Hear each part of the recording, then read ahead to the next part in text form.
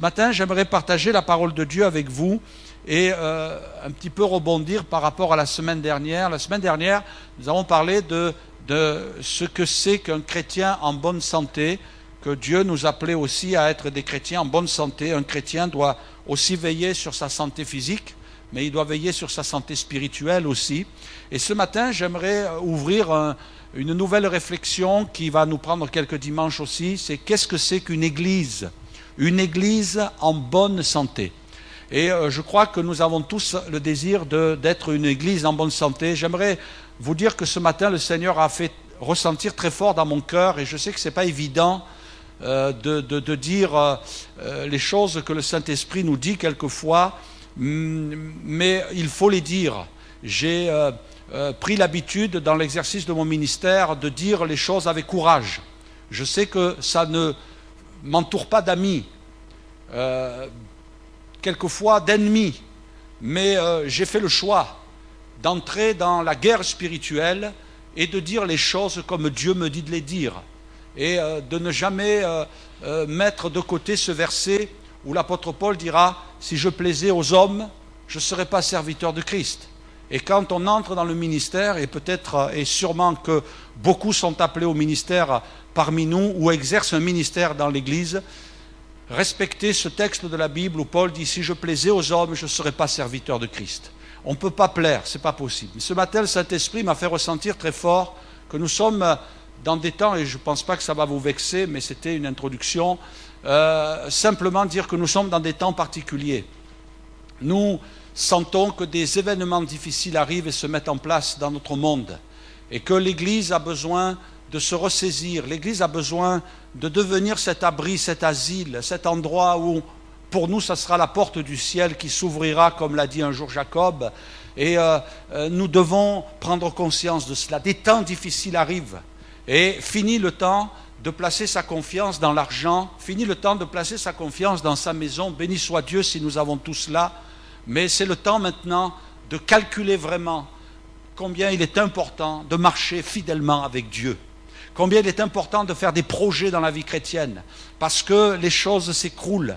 Et nous pouvons voir les dirigeants. Je vous invite à une chose ce matin. Je vous invite à une chose. Moi, je crois dans la révélation de Dieu. Quand je vois les dirigeants de notre monde, ils n'ont pas besoin de parler. Je vois sur leur visage un état grave. Et je ne sais pas si vous avez remarqué cela quand vous regardez les infos. Moi, c'est comme si Dieu était en train de mettre un flash sur leur visage et dire « Attention, ça va mal. Regarde leur visage. Regarde comme ils sont inquiets. » Et ils ont beau dire ce qu'ils veulent pour essayer de rassurer les gens, mais il y a de l'inquiétude. Et l'Église de Jésus, les gens qui nous entourent ont besoin d'entendre que l'Église est là aussi pour les aider, pour les secourir. Et il est important pour nous que l'Église soit en bonne santé.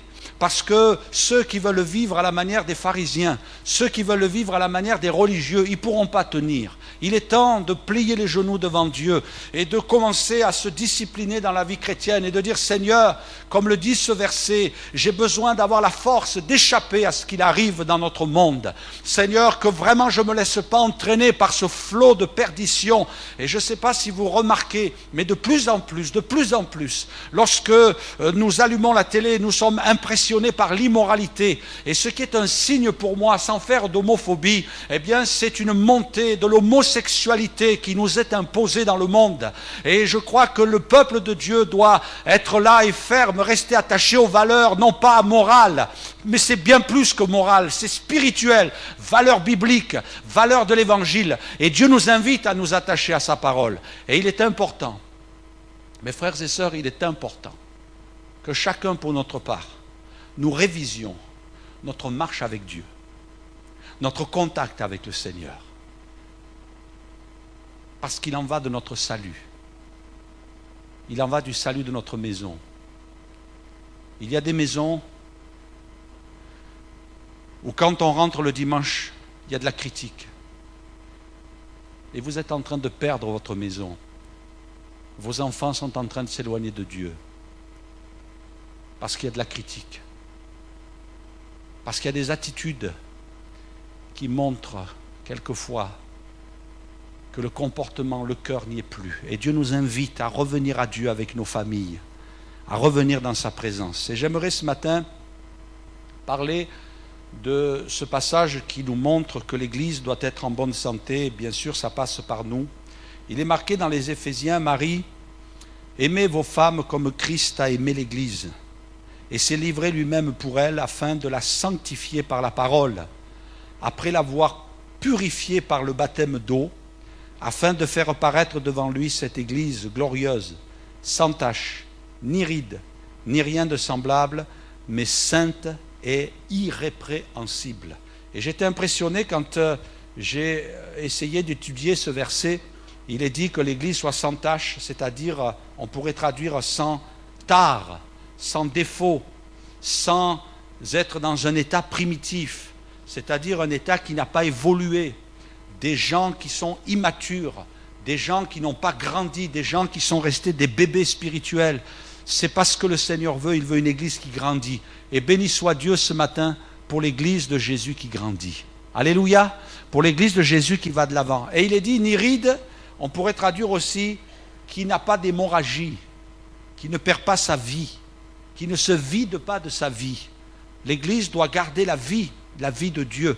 Et nous avons besoin de cela. Est-ce que ce matin, dans notre cœur, nous n'avons pas envie, moi j'ai envie de le dire, quand j'ai médité sur ce texte, il est dit que Christ a aimé l'Église.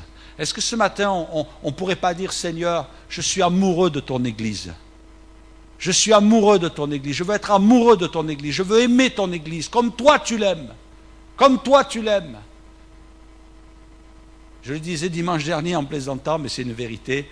Hein? On dit souvent, l'amour rend aveugle, mais le mariage ouvre les yeux. Hein? C'est pas vrai?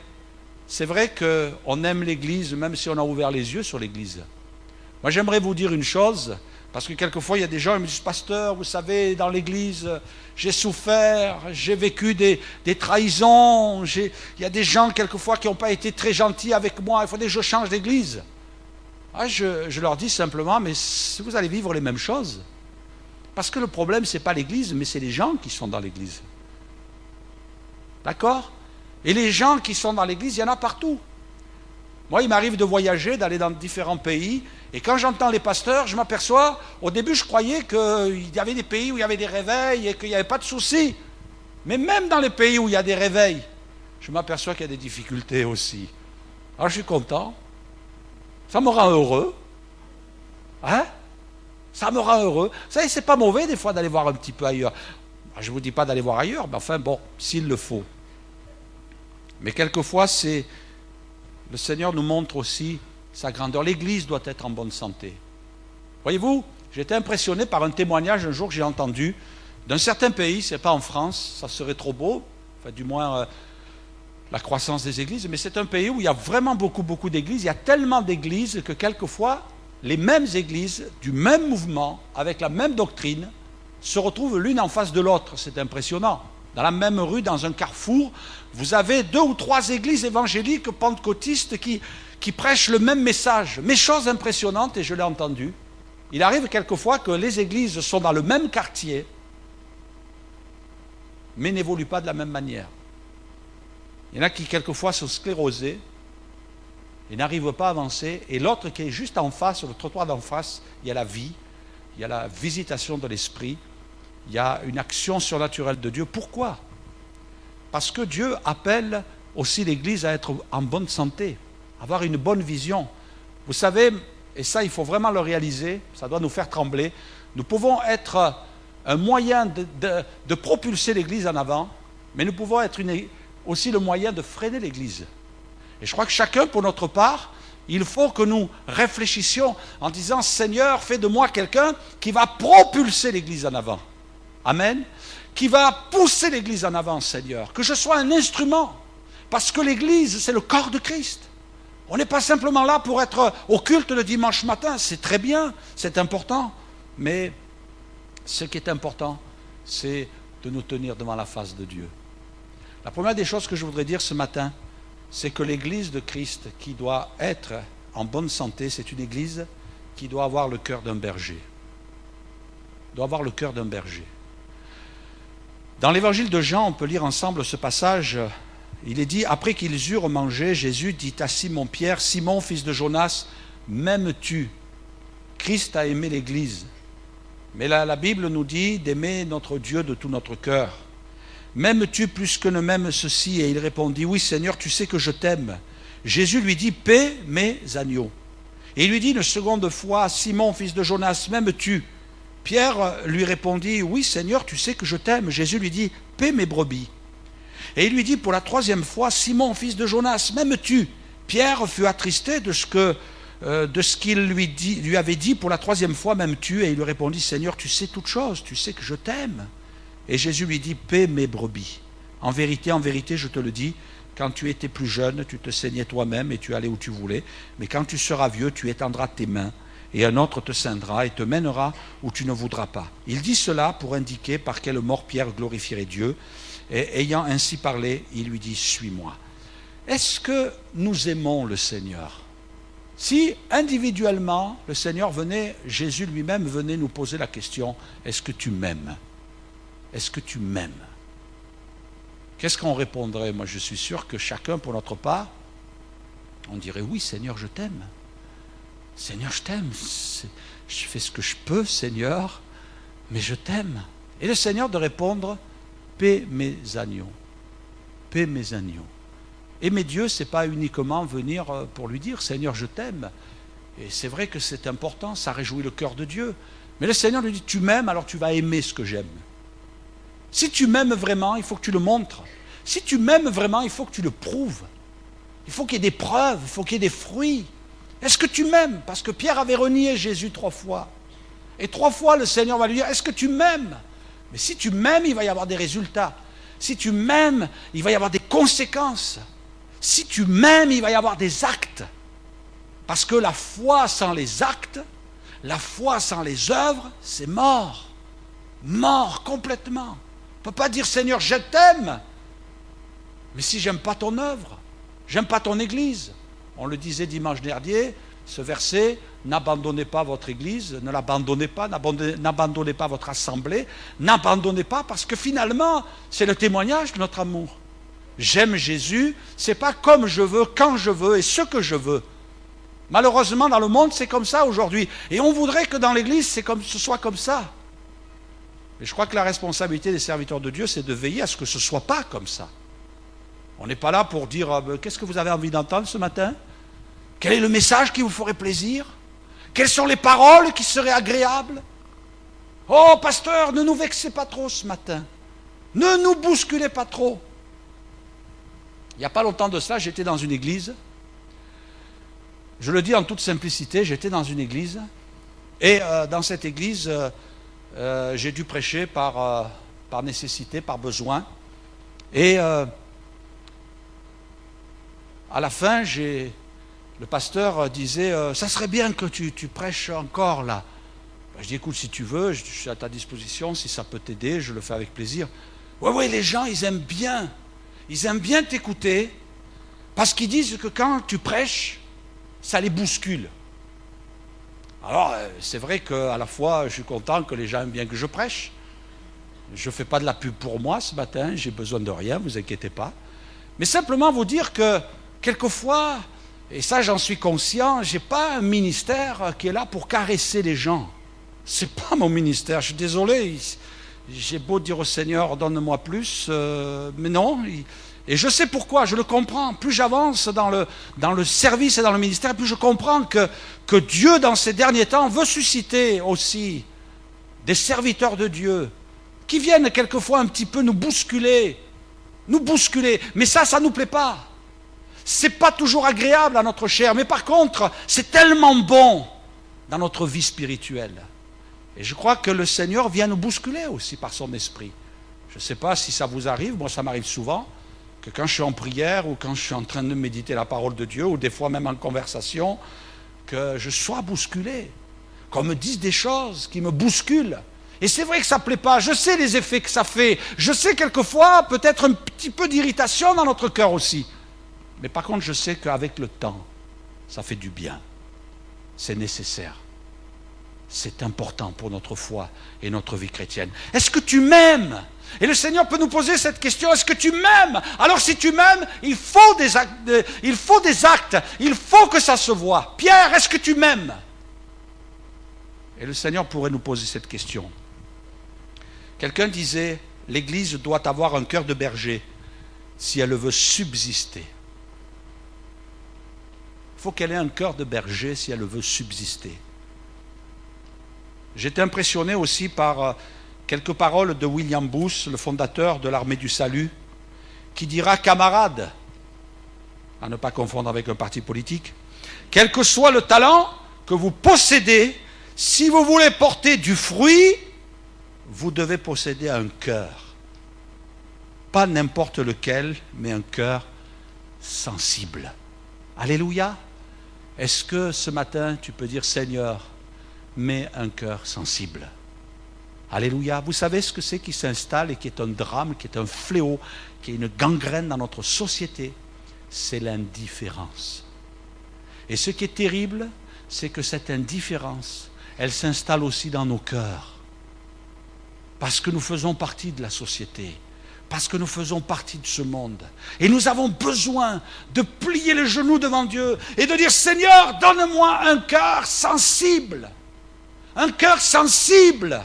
Seigneur, un cœur qui va penser aussi aux autres, un cœur qui va se tourner vers les autres. Il disait aussi, si la flamme de l'amour se réduit, l'âme s'affaiblit et cette flamme s'éteint et l'âme meurt. C'est terrible. Alléluia. Moi, j'ai bien aimé aussi quand il écrit, et je voudrais que ce soit un slogan aussi dans nos cœurs ce matin, et je sais que ça anime le cœur de beaucoup de frères et sœurs. Je sais que dans votre cœur, il y a une flamme, il y a un feu. Tant que des femmes pleureront, je me battrai, disait William Booth. Tant que des enfants auront faim et froid, je me battrai. Tant qu'il y aura un alcoolique, je me battrai. Tant qu'il y aura dans la rue une fille qui se vend, je me battrai. Tant qu'il y aura des personnes en prison et qui n'en sortent que pour y retourner, je me battrai. Tant qu'il y aura un être humain privé de la lumière de Dieu, je me battrai. Je me battrai, je me battrai, je me battrai. Oh, combien ce cri peut retentir aussi dans notre cœur. Quelqu'un disait, l'Église, ce n'est pas un musée pour les saints, mais un hôpital pour les pécheurs. Je trouve que c'est merveilleux. Alléluia. Et quelqu'un disait aussi, les églises, et ça touche la fin des temps, sont les dernières institutions stables de notre société. Mes frères et sœurs, travaillons à avoir un cœur pour notre Église. J'étais impressionné quelquefois d'entendre des gens critiquer, mais qui critiquaient des gens qui travaillaient. Et je crois que c'est dommage. C'est dommage. Ceux qui travaillent, ils ne sont pas sous cloche en disant « Oh, le saint frère, la sainte sœur, ils ont leurs combats, ils ont leurs défauts. Moi, le Seigneur m'a choisi avec mes défauts. Il m'utilise avec mes défauts. Mais Dieu veut vous utiliser aussi avec vos défauts. Et il veut glorifier son nom. Amen. Il veut se servir. Une église sensible. Elle est passée où, notre sensibilité? Elle est passée où? Quelquefois, il faut se mettre à genoux en disant « Mais Seigneur, mon cœur s'endurcit. » J'oublierai, je l'ai déjà raconté, mais j'oublierai jamais, jamais, jamais ce serviteur de Dieu aux États-Unis, à Brooklyn, qui est dans un quartier de New York, vraiment dans la misère et la souffrance. Cet homme qui s'est approché, qui sentait l'alcool et qui sentait les urines et qui sentait le reste, et qui est venu à l'imposition des mains et qui cherchait à voir le pasteur. Et le pasteur a sorti un billet de $5 et il lui a donné. Et l'homme disait non, non, je ne veux pas ça. Et il insistait, le pasteur, tiens, prends $5, tu pourras pouvoir t'acheter à manger. Et cet homme, il lui dira non. Et il dira, c'est pas $5 que je veux, c'est Jésus. Et là, ce serviteur de Dieu avait senti que son cœur s'était fermé. Il l'a pris dans les bras alors qu'il sentait mauvais. Il l'a pris, il l'a serré et il s'est mis à pleurer sur lui. Ça m'a touché, ce témoignage. Je crois que c'est ce que Dieu veut pour le cœur de l'Église d'aujourd'hui. L'Église d'aujourd'hui. Une Église qui est sensible. Une Église qui a mis son cœur à l'unisson avec celui de Jésus. Pierre, est-ce que tu m'aimes? Si tu m'aimes, il faut que tu aimes ce que j'aime. On ne peut pas faire autrement. Si tu veux qu'on soit en communion, si tu veux qu'on soit en relation, il faut que tu aimes ce que j'aime. Paie mes agneaux, paie mes brebis. Du petit enfant jusqu'à la personne âgée, sois fidèle. Deuxième chose que je voudrais dire, je crois que l'Église a besoin aussi d'exercer le pardon. Ce n'est pas un message très agréable, j'en conviens, mais c'est un message indispensable. La Bible dit « Soyez bons les uns envers les autres, compatissants, vous pardonnant réciproquement comme Dieu vous a pardonné en Christ. » Vous savez, je suis dans ma 14e année à Limoges et je m'en réjouis. Mais ce que je sais, c'est que j'ai beaucoup appris sur l'église de Limoges. Beaucoup appris. Et ce que j'ai appris, je ne l'ai pas appris dans des livres, je l'ai appris dans le cœur des croyants. Et je bénis Dieu pour tous ceux qui ont pu parler, qui ont pu s'ouvrir, et je crois de tout mon cœur que Dieu les a conduits dans une guérison. Mais ce que j'ai découvert, et j'aimerais vous le dire parce que je ne vous l'ai jamais dit ce matin, je vous ai jamais dit cela, mais lors d'un premier culte que j'ai assisté, quand je venais prendre contact avec l'Église, le dimanche matin, Dieu a fait tomber son esprit sur moi et je me suis mis à pleurer. Un pleur incontrôlable. S'il y a bien quelque chose que j'essaie de maîtriser, je dirais c'est mes sentiments. Je suis un homme, je suis d'origine italienne, très machiste, très macho, enfin du moins dans ma culture. Bon, j'ai coupé quelques branches, soyez rassurés. Mais toujours est-il que quelque part, il y a... Moi, je peux vous dire, ma mère n'était pas très grande, mon père n'était pas très grand, était baraqué, mon papa, était un bagarreur. Ma mère, elle était aussi bagarreur que mon père. Et ils m'ont averti tous les deux en pointant du doigt en disant, si tu viens à la maison, que tu viens en pleurant, parce que tu as pris une raclée par quelqu'un d'autre, on te donnera le reste. Alors vous comprenez que vous n'arrivez pas à la maison en pleurant. Vous comprenez? Je vous dis ça ce matin pour vous raconter ma vie, parce que je ne sais pas quoi dire. Mais vous comprenez que je ne pleure pas facilement. Mais ce matin-là, j'ai pleuré comme j'ai jamais pleuré sur une église. Et après, j'ai compris au fur et à mesure les choses. J'ai compris que j'entrais dans une église qui était en souffrance. Une église qui était composée de gens blessés, meurtris, détruits. Il m'arrivait quelquefois, vous savez, quand on arrive dans une église, oh ben tiens, ma sœur, j'aimerais bien vous rendre une visite. Non, non. Attendez, qu'est-ce que j'ai fait quoi là? Ma coiffure vous plaît pas? Non, non, non, venez pas. Pourquoi? Et attendez, je veux dire, il n'y a pas de préjugés, il n'y avait rien du tout, j'avais rien fait, je venais d'arriver, j'étais tout neuf, j'étais tout beau, j'étais tout gentil, tout jeune, vous voyez. Non, non, je ne veux pas vous voir. Pourquoi? Parce qu'aucun pasteur vient chez moi. Ah bon? Bon. Ça va? Bon, ben, c'est comme ça, vous ne discutez pas. J'ai jamais vu la couleur de la porte de sa maison. Mais je ne comprenais pas trop. Bon, c'est peut-être un cas particulier. Un jour, je vais voir un autre couple. Je vais chez eux et la dame, elle me regarde, elle me fait « Qu'est-ce que j'ai fait ?» Ben, je dis rien, ma soeur, vous avez rien fait. Je viens vous voir, je viens prier avec vous, je viens partager la parole de Dieu. Alléluia, gloire à Dieu. Tout le monde il est beau, tout le monde il est gentil. Vous croyez que je venais lui taper dessus? Peut-être que si je suis trop grand, bon, je ne vais pas me raccourcir parce qu'il faut que je sois plus petit. Et des incidents comme ça, les uns après les autres, et quelquefois même, quand des gens entraient dans le bureau, la rue Aigues-Perses, et que la lumière s'allumait, que la personne... Ouh, les gens, ils étaient là, ils regardaient devant, ils faisaient... Ouh, qu'est-ce qu'il va prendre? Moi, je n'ai pas trop compris.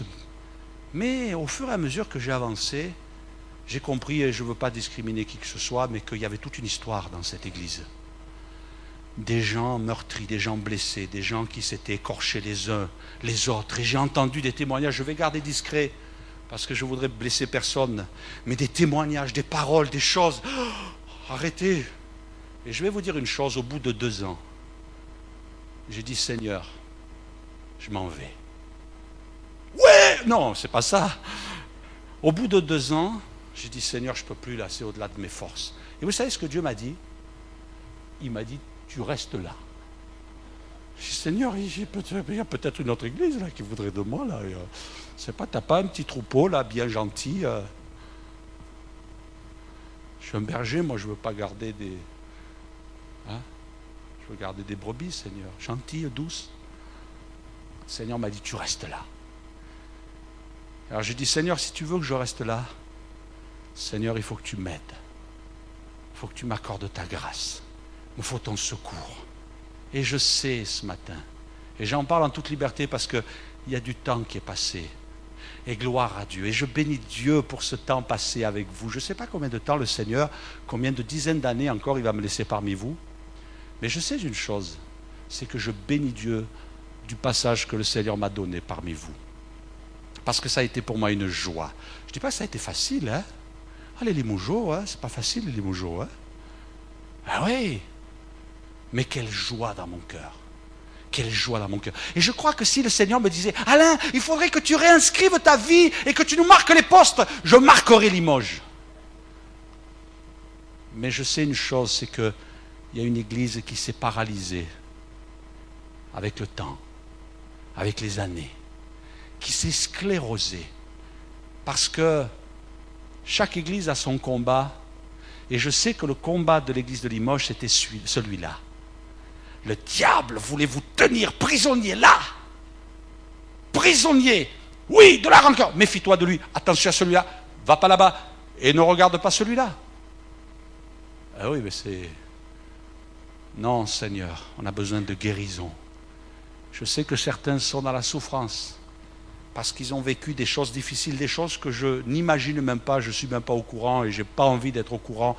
Mais si ça peut vous aider, je suis prêt à vous écouter. Mais le Seigneur nous dit de pardonner, de se supporter. La Bible dit, pardonne-nous nos offenses comme nous aussi nous pardonnons à ceux qui nous ont offensés. Pardonne-nous, Seigneur. Pardonne-nous. Oui, mais Seigneur, on ne peut pas être pardonné si nous, on ne pardonne pas. On ne peut pas. On ne peut pas. Alors, Seigneur, on n'a pas le choix. On n'a pas le choix. Seigneur, ce n'est pas un choix, c'est un ordre, c'est un commandement que tu nous donnes. Tu ne nous dis même pas de le discuter. Tu ne nous dis même pas de dire, Seigneur, mais j'arrive pas à pardonner. Non, je ne vous demande pas de donner votre avis, nous dit le Seigneur, enfin du moins c'est comme ça. Il nous dit, il faut pardonner. Mais Seigneur, j'y arrive pas. Il faut pardonner. C'est ce que dit la Bible. Et ça, c'est des choses, je peux vous dire, moi je suis humain, hein. Moi, je suis humain.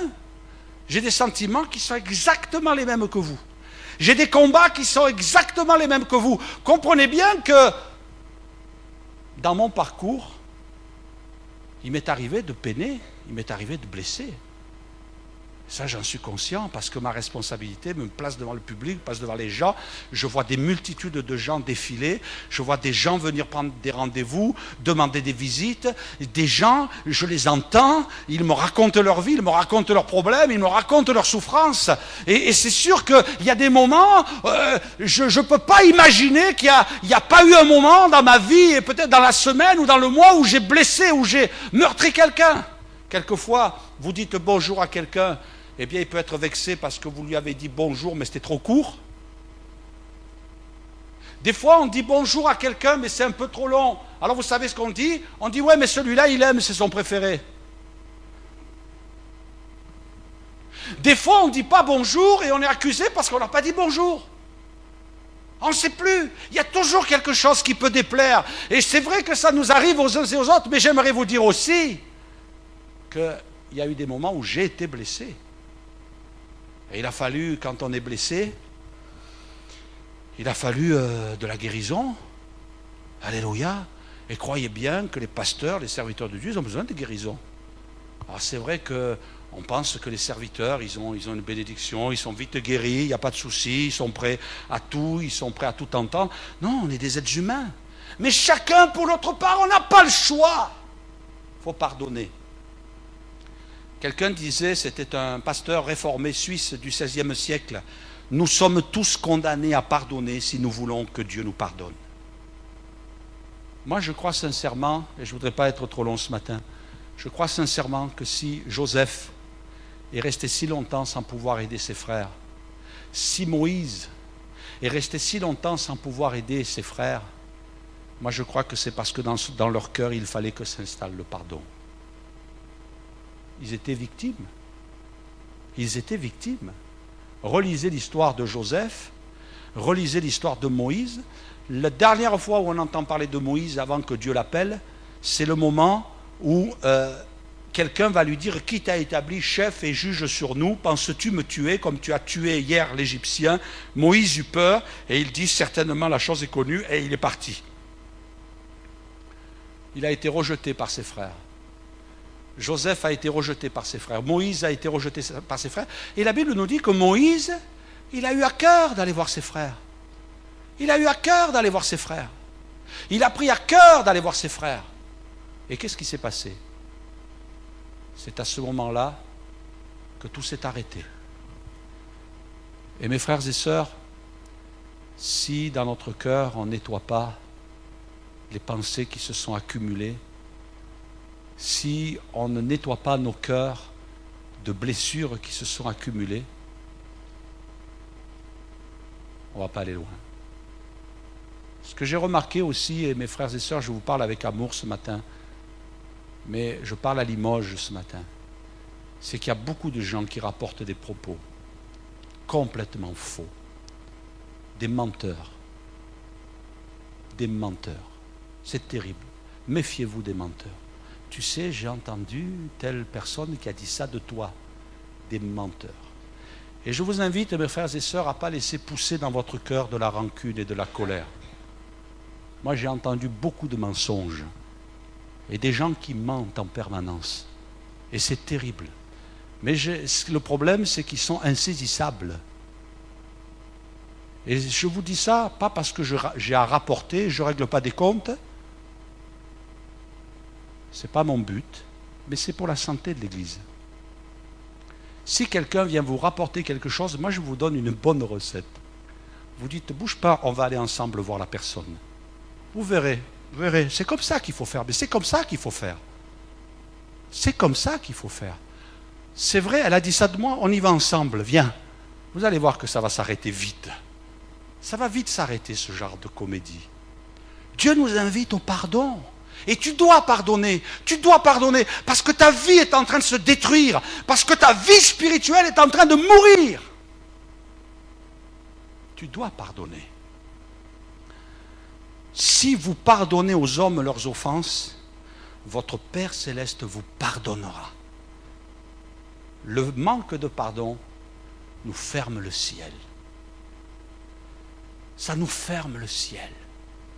Il m'est arrivé de parler avec des gens, avec des chrétiens en disant, je ne sais plus où j'en suis. Je ne sais plus où j'en suis. J'ai l'impression que Dieu m'a abandonné. Il y a quelque temps de cela, mes frères et sœurs, et je dis cela en toute simplicité, il m'est arrivé des dizaines et des centaines de fois, et ça va encore m'arriver, de demander pardon à des gens. Mais il faut que je sache ce que j'ai fait. Il faut que ces gens viennent. Moi, je ne peux pas voir dans chaque cœur ce qu'il y a. Mais il y a des gens qui m'ont dit, pasteur, j'ai besoin de parler avec toi et je veux remercier leur courage. Je veux remercier leur courage. Mais il y a quelque temps de cela, il y a une sœur qui m'a envoyé cette carte postale avec un mot écrit derrière, un mot très gentil. Et sur la carte, au bas de la carte, il y avait marqué pardon. Elle n'a rien mis à ce sujet, mais ne serait-ce que la carte, j'ai compris son message.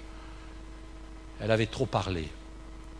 Elle s'est laissée entraîner par des gens qui critiquaient. Et elle m'a raconté, elle m'a dit, pasteur, il s'est passé ça, ça. Et pasteur, je me suis senti mal après et je vous demande pardon. Elle m'a envoyé cette carte. Et je crois que on se ferme le ciel. On ferme le ciel. L'Église peut devenir un monument mort, vide.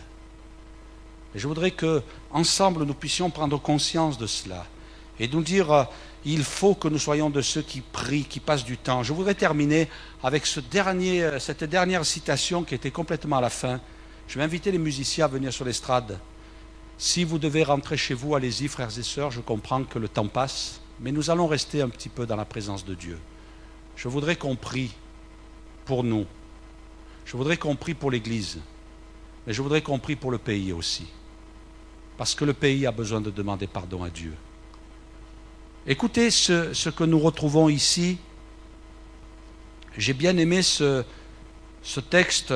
Un des obstacles majeurs à l'épanouissement du chrétien est le ressentiment.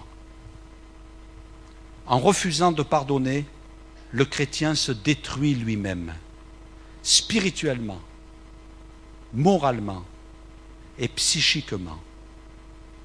Cette vérité qui occupe une place si importante dans la parole de Dieu est malheureusement trop souvent négligée. Que de vies, de foyers et d'églises sont ravagées par ce fléau. Sans aucun doute, l'esprit de pardon est le fondement d'une vie chrétienne heureuse et victorieuse. Une condition indispensable. Dieu nous révèle que pardonner n'est pas un luxe, mais une nécessité. Il connaît nos cœurs, nos difficultés dans ce domaine. C'est pourquoi il veut nous aider à expérimenter la puissance libératrice du pardon. Le pardon est réellement la clé de nos relations avec Dieu et les hommes. La clé de notre réconciliation avec Dieu et les hommes. Et je crois que nous sommes appelés les uns et les autres à nous tenir dans la présence de Dieu et de dire, Seigneur, j'ai besoin de venir à tes pieds pour que tu touches mon cœur. De la même manière que Jésus a dit à Pierre, est-ce que tu m'aimes, Pierre? Il faut que tu t'occupes de mes agneaux. Il faut que tu t'occupes de mes brebis. Et c'est vrai qu'il y a beaucoup de combats qui ont été perdus parce que nous avons laissé ce manque de pardon nous gagner. Quelquefois, c'est notre vie passée. C'est vrai que l'Église, c'est un hôpital, comme on le disait, où il y a des gens en souffrance, des gens en difficulté, et nous avons tous un passé douloureux, plus ou moins. Mais j'aimerais vous dire pourquoi nous rencontrons sur notre chemin des gens qui sont méchants. Quelle est la question que vous vous posez? Il a dû souffrir. Quelquefois, il y a de la méchanceté dans le cœur d'un individu parce qu'il a souffert, parce qu'il est sur la défensive, parce qu'il est là, prêt à bondir, parce qu'il veut se protéger. Mais ce n'est pas une solution. Seigneur, j'ai besoin de recevoir ton pardon. Et ce matin, peut-être il y a quelqu'un qui a besoin de recevoir ce pardon. Il y a des églises aussi qui ont besoin de demander pardon à Dieu. J'ai vu des églises dans lesquelles Dieu m'a donné le privilège de passer, de voir des églises pleurer, des chrétiens pleurer, parce qu'ils souffraient, parce qu'ils avaient souffert ou parce qu'ils avaient fait souffrir. Passer par des moments difficiles, parce qu'ils avaient été blessés. Mais il n'y aura jamais aucune vie qui n'aura été blessée.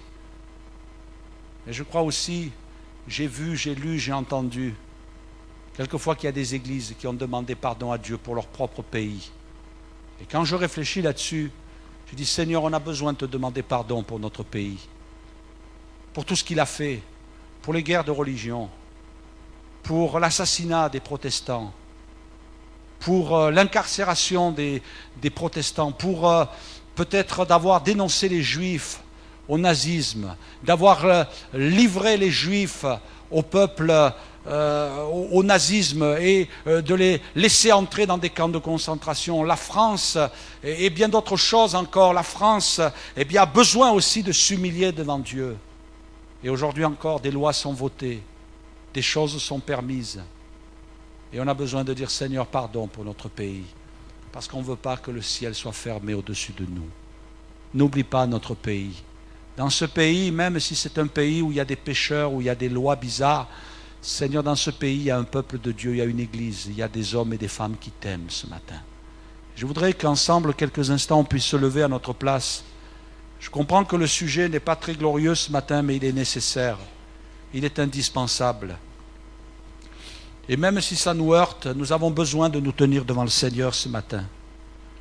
Et de dire, Seigneur, chacun pour notre part, vois mon cœur. Seigneur, comme Pierre, je veux t'aimer. Mais je veux t'aimer non pas avec des mots, je veux t'aimer avec mon cœur. Je veux t'aimer vraiment, Seigneur. Et ce matin, tu as peut-être besoin de te mettre devant Dieu et de dire, Seigneur, pardon. Pardon, Seigneur. Pardon. Seigneur, j'ai besoin de pardonner. J'ai besoin de pardonner. Et je voudrais chacun, pour notre part, nous puissions nous tenir devant Dieu. Et je suis convaincu que le Saint-Esprit est en train de mettre des images dans ton esprit. Et tu te dis, mais pourquoi ces images sont en train de venir dans mon esprit? Pourquoi? Je ne pensais plus à ça. C'est que le Saint-Esprit est allé chercher dans le fond de ton cœur des situations que tu avais camouflées, mais qui pourtant produisent des réactions qui ne glorifient pas Dieu dans ta vie. Et le Seigneur te dit, tu dois demander pardon pour ça. Tu dois demander pardon pour ça. Le Saint-Esprit est là ce matin. Le Saint-Esprit est en train d'agir dans ta vie. Le Saint-Esprit est en train de guérir ton cœur ce matin. Le Saint-Esprit est en train de te reconstruire à l'intérieur. Le Saint-Esprit désire que des choses soient enlevées pour qu'il, lui, le Saint-Esprit, prenne la place dans ta vie. Et ce matin, tu as besoin de te débarrasser de cela. Dire, Seigneur, vraiment, je veux pardonner. Je veux pardonner de tout mon cœur, Seigneur. Je veux pardonner de tout mon cœur, Seigneur. Pardonner de tout mon cœur, Seigneur. Alléluia. Alléluia. Et je vous invite chacun à prier, à demander une musique douce pour que chacun, nous placions notre cœur devant Dieu. Et je comprends que peut-être il y a des frères et sœurs, vous avez des obligations ce matin. Mais si vous pouvez rester quelques minutes, ce n'est pas pour moi, c'est pour vous, c'est pour le peuple de Dieu, c'est pour l'Église. Je vous invite à rester. Et ce matin, place ta vie devant Dieu et dis, Seigneur, je pardonne. Je pardonne à mon père, je pardonne à ma mère. Je pardonne, Seigneur, à ceux qui m'ont fait souffrir. Et tu es comme cette victime qui ressemble à Joseph. Tu es comme cette victime qui ressemble à Moïse. Mais Dieu te laisse dans une sorte de désert. Et dans ta vie, c'est comme le désert parce que Dieu attend ce moment où tu vas dire, je vais obéir à la parole de Dieu. Je vais obéir au Saint-Esprit et je vais pardonner. Je vais pardonner. Seigneur, je veux pardonner. Seigneur, nous plaçons nos cœurs devant toi, Seigneur. Nous plaçons nos vies devant toi, Seigneur. Ce matin, nous avons besoin, chacun pour notre part, Seigneur, de ta grâce, de ton secours, de ton aide et de ton soutien. Seigneur, nous voulons vraiment réclamer une grâce de Dieu, une guérison dans les cœurs. Ce matin, je te prie pour que le Saint-Esprit fasse son œuvre, Seigneur, dans les heures et les jours à venir, Seigneur. Au nom de Jésus. Mon Dieu, nous voulons marcher avec toi. Nous voulons être une église en bonne santé, Seigneur. Nous voulons être des croyants en bonne santé, Seigneur. Ne voulons pas laisser l'avantage à l'ennemi, Seigneur. Aucun avantage. Aucun. Aucun avantage, Seigneur. Mais nous voulons marcher avec toi. Nous voulons t'obéir. Nous voulons te glorifier, Seigneur. Au nom de Jésus. Seigneur, nous voulons te prier aussi pour ton Église. Te demander pardon, Seigneur. Moi, je veux le faire de tout mon cœur. Pour le passé, lointain ou proche. Seigneur, je veux te demander pardon pour ton Église. Pour les fois où elle t'a déçu, Seigneur. Ta parole nous dit, Seigneur, que tu nous laves et tu nous purifies par le sang de Jésus. Et je te prie, Seigneur, de purifier, Seigneur, ton Église par rapport à ce passé douloureux, Seigneur, par rapport aux souffrances, peut-être aux injustices. Seigneur, que vraiment ta grâce soit là, que ta bénédiction soit là. Et même lorsqu'il y a eu de la calomnie et du mensonge, tu veux pardonner, Seigneur. Tu veux pardonner, Seigneur. Tu veux pardonner, Seigneur.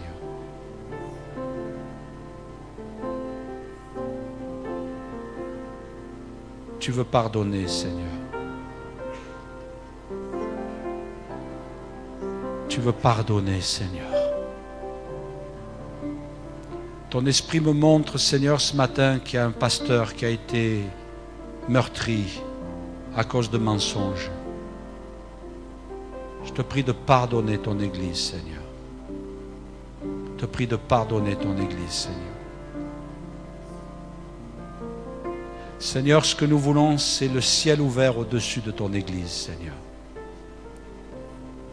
Le ciel ouvert au-dessus de ton Église, Seigneur. Nous voulons, Seigneur, que tu passes au milieu de nous et que tu vois notre désir d'être une Église qui est en bonne santé. Tu vois les choses cachées qui se sont faites aussi. Et des gens qui sont partis, Seigneur, qui ont été meurtris. Seigneur, pardonne à ton Église, Seigneur. Pardonne à ton Église, Seigneur. Pardonne à ton Église, Seigneur. Pardonne à ton Église, Seigneur.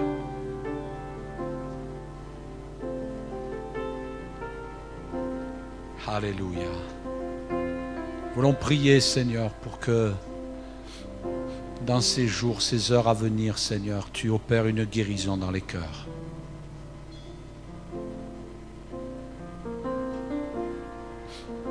Lorsque Marie a vu son fils sur la croix, ta parole nous dit qu'il y a une épée qui a transpercé son âme. Et Seigneur, j'imagine que c'est parce qu'elle a aussi entendu des accusations. Elle a vu la manière dont Jésus était traité, qu'il était mis au nombre des brigands. Une épée a transpercé son âme. Et Seigneur, ce qu'il y a de merveilleux, c'est que nous la voyons le jour de la Pentecôte, dans la chambre haute, en train de prier pour recevoir le Saint-Esprit. Parce que tu avais guéri son cœur. Seigneur, nous voulons une guérison dans ton Église. Nous voulons une guérison parmi ton peuple, Seigneur. Une guérison parmi tes enfants, Seigneur. Au nom de Jésus. Nous voulons, Seigneur, te prier aussi pour notre pays. Seigneur, nous te prions pour notre pays. Et nous voulons réclamer un pardon de ta part, Seigneur. Seigneur, pardonne pour notre pays qui a commis tant d'abominations, Seigneur, à tes yeux, et qui en commet encore, Seigneur. Nous voulons nous démarquer du péché. Et Seigneur, dans ce pays, il y a ton peuple, il y a des églises qui t'aiment. Il y a des églises qui veulent marcher avec toi. Il y a des enfants de Dieu qui t'aiment, Seigneur. Bénis le peuple français. Bénis le peuple français, Seigneur. Que le peuple français soit touché. Pardonne son orgueil, Seigneur. Pardonne sa suffisance.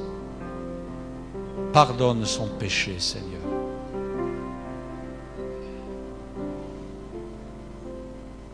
Seigneur, nous voulons nous humilier et chercher ta face pour notre pays. Nous voulons réclamer ton secours, Seigneur, au nom de Jésus. Alléluia.